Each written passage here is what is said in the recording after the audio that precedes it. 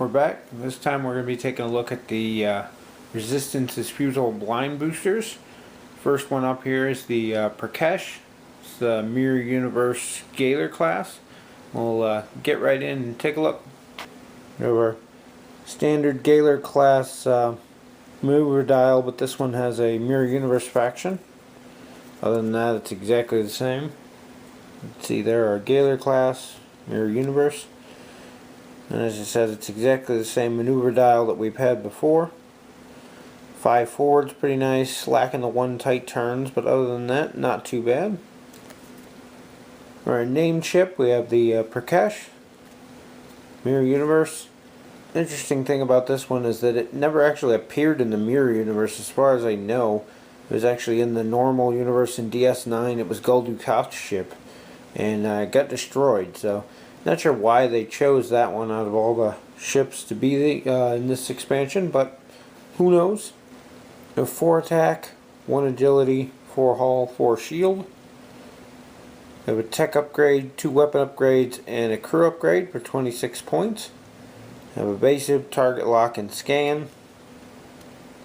And the named ability is after you move. If you're within range 1 of a friendly ship, you may immediately perform one of the actions listed on your action bar as a free action. Kind of a nice one. Encourages you to keep your ships grouped up, which kind of works well with the way the Cardassian ships fly anyway. Then we have our generic Galor-class. You lose 1 shield. You lose 1 weapon upgrade for 24 points. For captains, we have Mirror Universe Elam Garrick. Captain skill of 3 for 2 points. During the roll attack dice step of the combat phase, you may discard 1 crew upgrade to roll +1 attack die. Kind of interesting, fitting for the character. Nice to see him as a captain instead of just the crewman that we got with the Regency. But interesting nonetheless. We have a generic Mirror Universe captain. Captain skill 1 for 0 points. For crew, we have Tasha Yar, 2 points. And again, she was never on a Cardassian ship anywhere to my knowledge, so it's basically just filler cards to fill in the Mirror Universe. She was actually off the Enterprise C, which probably means we're never going to see the Ambassador class ship as well. If your ship was just destroyed, discard this card to target 1 enemy ship within range 1 to 3 if possible. Immediately make a free attack against that ship with 4 attack dice. If the target ship's in your forward fire arc, it rolls -2 defense dice against this attack. Kind of a cool ability, useful for both Mirror Universe and just in general.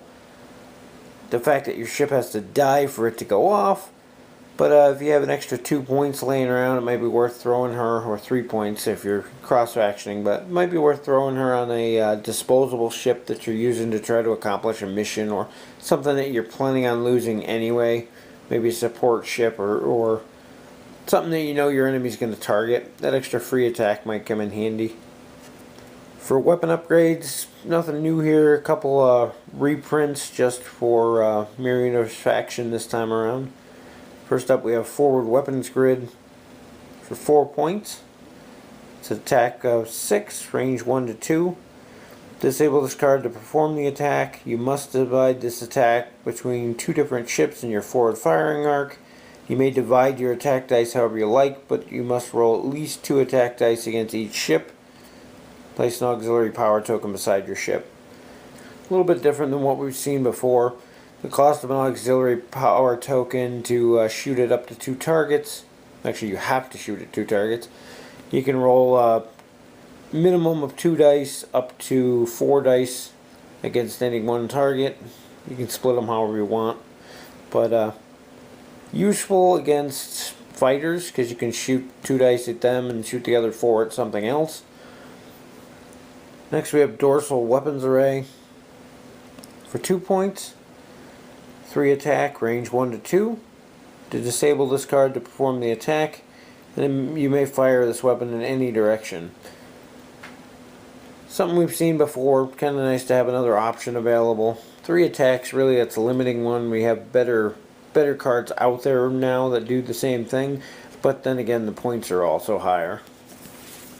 For tech upgrades, we have cloaking device. Kind of another iffy one because in the mirror universe, at least according to one episode, they didn't have cloaking devices, which is why they were stealing them. And they ended up using one on the Regency anyway at one point during the show, which is kind of odd. But anyway, it's 4 points. Instead of performing a normal action, you may disable this card to perform a cloak action. While you have the cloak token beside your ship, you can perform a sensor echo. Even if this card's disabled, costs 5 extra points for any non-mirror universe ship. It's kind of nice that it can be put on anything, but again, very unthematic, but useful nonetheless. For the rest of the expansion, we have our 4 shields, target lock 01, the crit and auxiliary tokens, evasive and scan tokens, and our mirror universe faction reference card. Being that it was an OP blind booster, there's no mission included with this one. As for the ship, it's once again the same model of the Galor-class that we've had for a while. Some of them have quite an odd angled bridge on them, but it is supposed to be bent slightly downward, so.